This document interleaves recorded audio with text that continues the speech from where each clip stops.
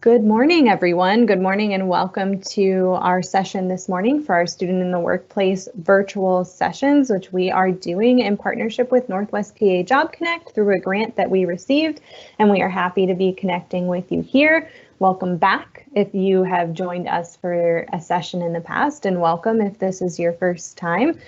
We are excited this morning to have Jackie Riggleman with us. She works for the Pittsburgh Pirates organization, but she's the assistant general manager for the Bradenton Marauders and the manager of ticket sales for them. We were just chatting. She wears many hats and she will be able to do a much better job explaining them than I will. Before I send it over to Jackie, I want to make sure that we all know where the question icon is. If you look, for most of you, it'll be in the upper right hand corner. It's a chat box with a question mark in it. That'll show the live Q&A box. You can feel free to submit questions at any point throughout this session, and then we will tackle them towards the last 10 minutes, 10-15 minutes of what we're doing. So again, look for that little chat box with the question mark in it, and please feel free to submit your questions at any point. But without further ado, Jackie, I'm going to send you live. Hi, everyone. Good morning. I am actually coming live to you from Bradenton, Florida. We are best known as the southern home of the Pittsburgh Pirates. The Major League team moves down here for about 3 to 4 months a year to get kicked off with spring training. So part of my fun job is helping to operate game day operations at Lecom Park for spring training. And then we transition right into minor league season. And we are a single A affiliate for the Pittsburgh Pirates. And that is basically a development team where we have a lot of players who are about halfway through the ladder, getting to a major league player. They come see us, and it's a pretty cool time. So I wear many hats, as Ann said. My primary role is ticketing. I do ticket for spring training and the Marauders. So that's all. It's about 86 games total. I see in-house. And then I also work with our non-game day events. So any type of concerts or festivals that come in from out of town, we work with ticketing those as well. So I keep pretty busy. That AGM title of mine also it's a catch-all. So I may help with marketing one day. I may help with promotions the next day. It's really the ability to be able to use me as what we call a utility player across the organization. Yeah, so definitely a lot of hats. It sounds like probably every day is different. It is. But can you share, Jackie, some of the major responsibilities that you are involved with and maybe what takes up a lot of your time? So, like I said, the primary role is ticketing. So it's very revenue based. One of my major responsibilities is making sure that our sales staff and our team is able to connect with fans on all levels. So we're constantly looking at where we can find those fans through different leads and how we can work with them to get them into the stadium. So whether it's upselling someone who's been in here before or it's getting someone in for the first time to create new memories with us. So that's where the primary part of my role lies, and it's really managing a group of people who they're on the phones all day long. They're in meetings. Meetings look very different these days. It's a lot of Zoom meetings, but they still have schedules that they have to maintain once we're back up and running. So it's pretty revenue based. I deal with on an average spring training game. When we're at full capacity, you would see about 6,500 people in here, and for Marauders, it's about 1,200. So you're dealing with thousands of people every day, and that's, like I said, 86 different times that we're having to bring these people back into games. So it gets pretty interesting. It's a lot of fun. We always say that we're creating those memories. We're helping those people connect with their different family members and really enjoy their outing through baseball. So it's a pretty fun job. Yeah, well, it sounds like it. Can you speak to then, so those are your major responsibilities, the day-to-day. What are some of the sort of essential skills or soft skills that you feel like are really important for you in your role, and what kind of makes you successful at that? So being the assistant general manager, I manage people on a day-to-day basis. So really having a good people skills is important. Knowing how to lead is also very important. We do a lot of leadership training from my position up here within the organization to making sure that we're able to equip our staff with everything that they need, because they rely on you heavily, when they're in different scenarios and so forth. One of the trainings that I went through very early on in my career was basically through the entire ticketing process. So there's different ways, there's different people out there that teach you different ways to sell. And I always say that it's good to look at all the different ways to sell, because each way applies to someone in a different format or fashion. So really learning how to be that salesperson. So you can learn that. I mean, we've had people who, a lot of my sales guys who have been on furlough this year because we haven't had a season, they've actually, a couple of them have transformed into like the car world, the insurance world. So really those sales skills come in handy all across the board, whether you're talking to a corporate a business or you're talking to an actual individual fan. So sales skills, leadership skills, and then definitely just people, customer service skills, that ability to be empathetic with people and understand what they're needing and what they're wanting to get out of their experience. Yeah, thank you for sharing. And I appreciate how you brought up that these skills are transferable. It's a theme we've sort of seen in our conversations with all of the folks we've been talking to, is that, you may develop skills in one job, but that doesn't mean they're just for that job, that you can use them and leverage them. So I appreciate the real life example of how that has played out for people in your organization. Yes. Yeah. So Jackie, can you share a little bit about your career journey? So how it started and how you ended up where you're at. So my career started actually pretty close to you all in Morgantown, West Virginia. I went to West Virginia University for my undergraduate in advertising, and then I got my master's in sport management. And around the time that I was graduating, West Virginia University had signed a deal with a minor league baseball team to bring them into the new stadium that was being built into Morgantown. I got in on the ground floor with that organization, so my grad school class was helping them kind of do the name the team contest, put together facility plans, everything from A to Z. So they ended up offering me a job, and my very first role in the industry was a business manager for the West Virginia Black Bears, which was a short A team. We played during the summer, and that was kind of a fun transition for me. I got to stay in my college town and transition into the real working world. So that was cool because I was able to learn a lot of different skills. There I worked with finance, I worked with the media, I worked with merchandising, I worked with ticketing. I helped with player relations as far as getting them housing, making sure they had travel money for the road. So it was a catch-all role that was very important because it kind of laid the foundation for me going throughout the rest of my career.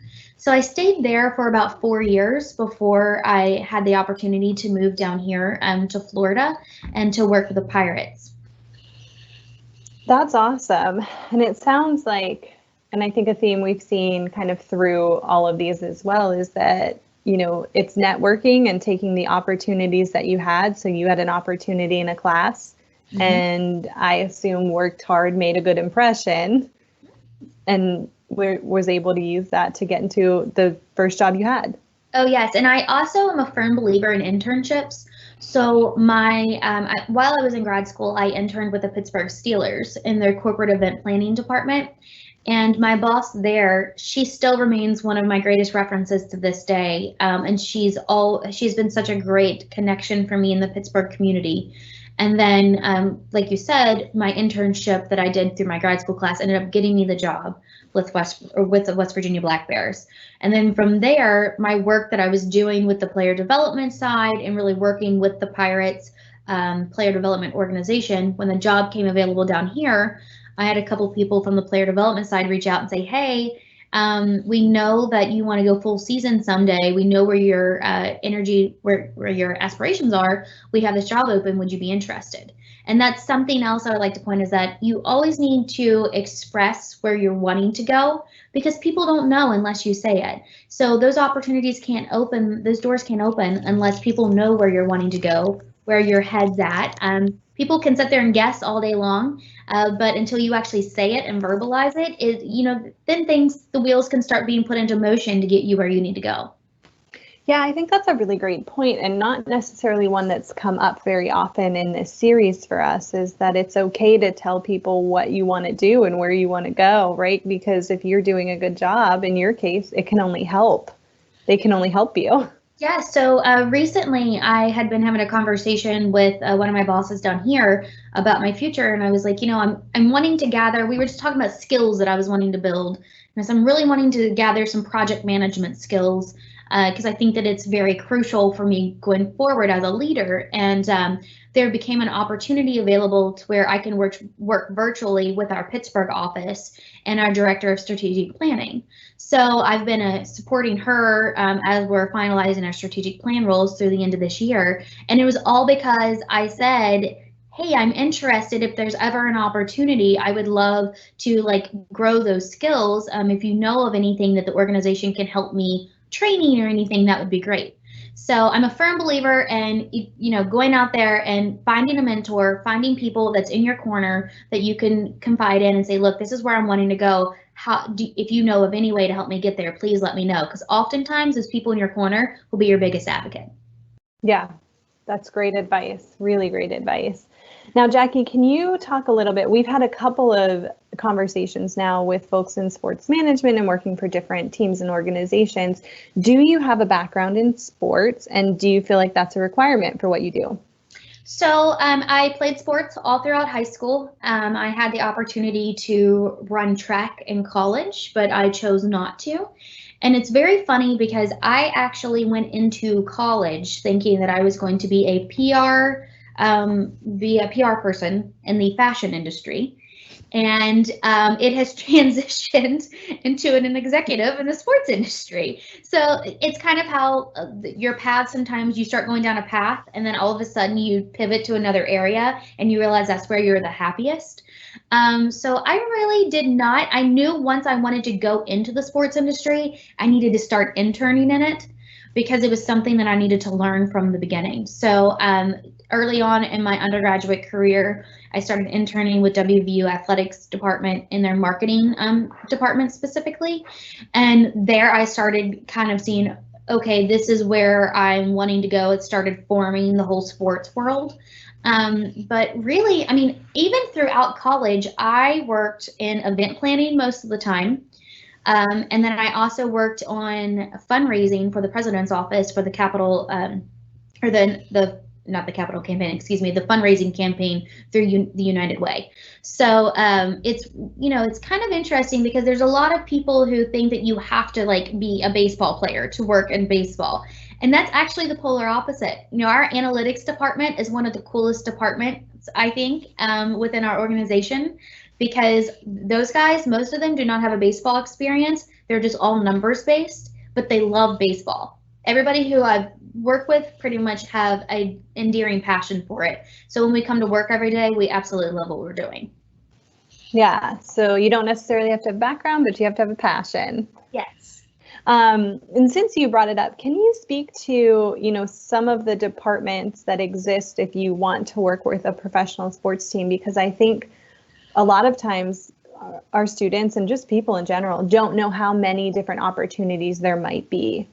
So right now, just on the business side, this is not including baseball operations, we have about 16 departments.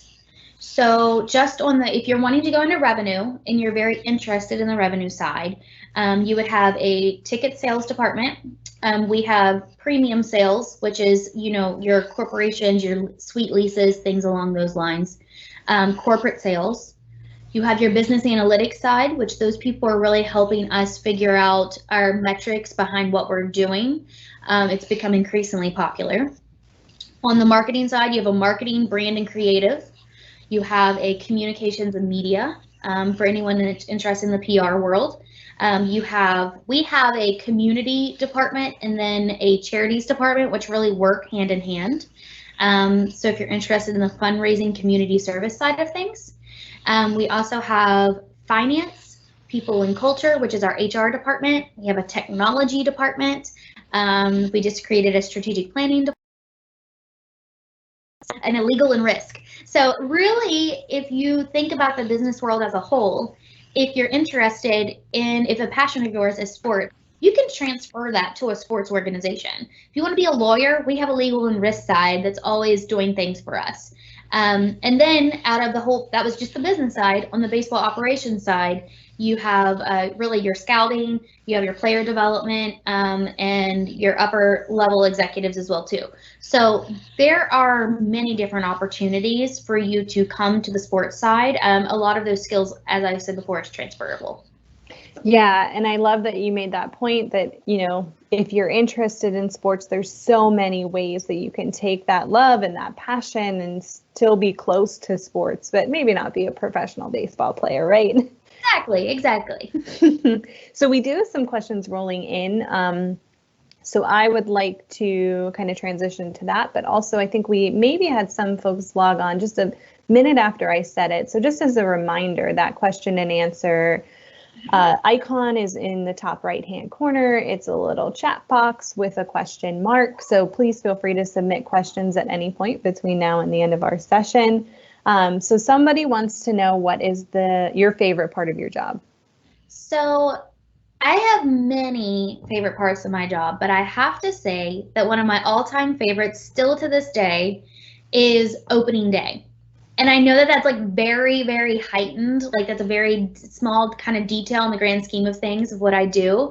But when we're at opening day, all of our hard work of all of these months has come together into this one day where all of our fans are back together again. All the players and coaches are back together again. And it is the most joyous thing to sit back and just kind of watch the fruits of everyone's labor, and to be able to enjoy that experience, because it's like, okay, we've done this, we're kicking off another season, let's go. The excitement is just unmatched. Yeah. And so someone didn't submit this question, but it almost always comes up as the follow-up to it. Do you have a least favorite part of your job? It's called tarp pull. So in Florida, it rains a lot. And I mean, we're currently in the middle of a tropical storm, actually. So we have a tarp on our field that everybody, from the vice president of our department down, we all have to pull tarp. And I actually got eaten by the tarp monster last year. We had a little fumble on the field with me, and it was interesting. So tarp pull, we can pull tarp sometimes 2 to 3 times a day, depending upon what the weather's like. And it is physically exhausting. So if there was anything that I could fix, it would be figuring out how to automate that process. Somebody will figure that out one day. Yes. It has to happen. So next question, what is the average ticket sales? So the average ticket, let's go with average ticket cost. So the average ticket cost for a spring training game is $25 a ticket. And before a Marauders game, it is $10 a ticket, which is, a very large difference. But when you're looking at the product, that's really where you have to gauge what product you're promoting and what you're trying to sell. It makes sense in the grand scheme of things. And then on ticket sales side, we will see about 90,000 fans during those 16 to 17 games for spring training. We'll only see about 70,000 fans for those 70 games during the Marauder season. So, there's a big difference between Major League and Minor League Baseball. Major League Baseball is more the product on the field. Minor League Baseball is more the entertainment in the stadium. Sure. Yeah. Awesome. So next question, what do you like to do in your free time? Somebody asked, but also can you take that as an opportunity to talk about work-life balance as well and what that looks like in your job? Yes. So my free time since I've moved to Florida has been the beach. I am definitely a beach buff. If it is nice outside, I will be on the beach with a book in hand, reading, just relaxing. That is absolutely one of my favorites. If the weather's not so nice, I recently got into hiking at different state parks. I was at Lettuce Lake State Park this past weekend.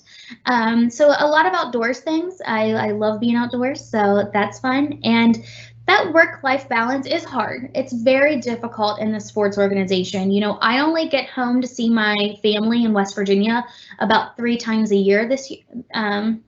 right now because I live so far away. So that's that's very hard.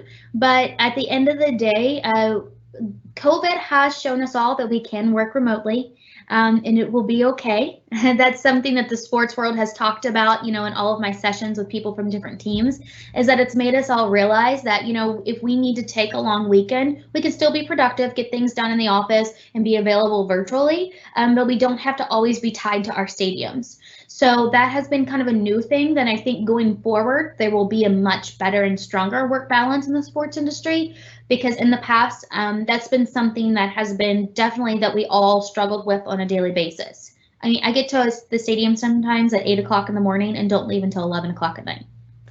Yeah. Yeah. And I guess, COVID overall, a horrible, horrible thing, but maybe that's the silver lining that sports organizations have learned, and probably other organizations too, right?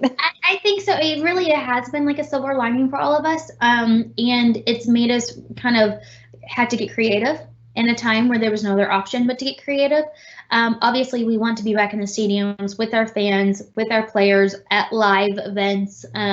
But knowing that when it's the off season or the team's on the road, the people who work in the front office, they can really take a step back. And we laugh about this, but me just working from home when the team's on the road so that I can catch up on laundry, that's a huge win for me. So small things like that, it adds up. Yeah, absolutely. So easy question. I think I know the answer to this, but do you like your job?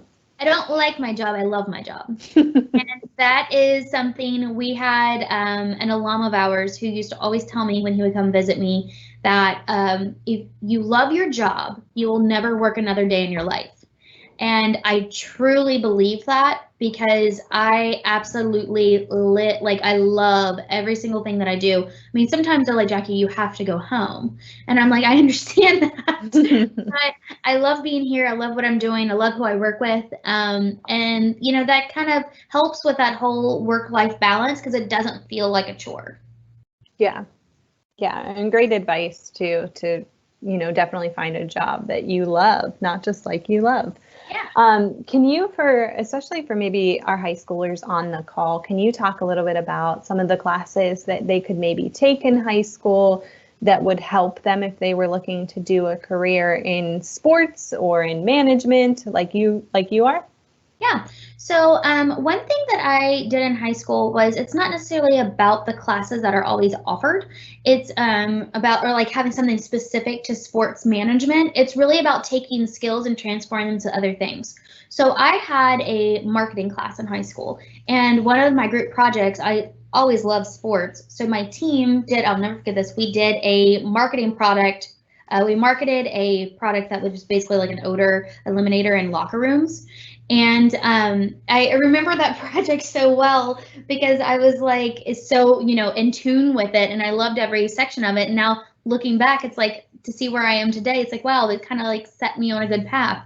So really look at the classes that you have, and if there is something that you're interested in, when you're assigned projects and you have the ability to create what that project is from the beginning, really take that seriously and say, okay, if I'm interested in marketing of any type of sorts, I'm going to really market this item to the fullest and see what this is like, because there's no better way to figure out what you like until you actually do it. And I always say it's equally as important to figure out what you don't want to do as what you do want to do. So, take every opportunity that there is and try to form it into your own experience, because you do have a lot of opportunities to be able to do that, I feel like, specifically in high school. Yeah, and I think that's really solid advice, because not every student out there is going to have the opportunity to take a marketing class in high school or business, just depending on obviously a lot of different things. So great advice to tailor the things that you can to your interest, right? And to that sports management or advertising or whatever that might be. So next question, did you go to major league games as a kid? I did. So my family used to travel to major league games every summer. We would go to a different park, and it was funny because I was telling our marketing department this the other day. I hated the Pittsburgh Parrot as a child. Like, this mascot and I had the worst relationship, and now I absolutely love working with the parrot. Like, it's one of my favorite parts of spring training is getting to see people interact with the bird. So it's kind of come full circle for me, but I attended several games as a child, and it's also been kind of cool because Pittsburgh was always one of my favorite stadiums to visit. You know, Three Rivers to PNC Park, love them both equally. And so that's kind of been kind of a cool thing for me in adulthood. Yeah. What a good story too. I'm glad you came full circle on the parrot. So I'm going to leave you with, Jackie, the question we kind of leave all of our speakers with. So if you could give a piece of advice to our seniors out there or upperclassmen who are kind of navigating what comes next and trying to make decisions and figure out what they want to do, what would that piece of advice be? Make a decision for you, because at the end of the day, mom and dad, brother and sister, the crazy aunt who lives 5 doors down, they're not going to be the ones walking in your shoes every day. So if it's important to you and it's something that you're passionate about, your family, your friends will ultimately support you because they'll see that love that you have and how happy you are. Because in the words of my grandmother, the only thing that matters at the end of the day is ultimate happiness. So find what makes you truly happy, and I guarantee you, your life will just be set on such a great course. Awesome. Wonderful advice from you and your grandmother. So, Jackie, I want to say thank you for spending a half hour with us this morning and chatting with me and our students out there. And thank you for our students for your thoughtful questions. We really appreciate that. Any last words before we sign off? Thank you guys so much. It's been wonderful. And it's always nice to connect with our schools in PA. So everyone have a great day. And I will try to stay dry in this crazy weather we're having. Yes, I hope that you do. Thank you once again to Jackie and everybody who was on the call. We really appreciate you spending time with us this morning. As always, keep an eye on our website. That's where you can find all of our links for all of our upcoming sessions between now and the middle of December. So I hope everyone has a great day.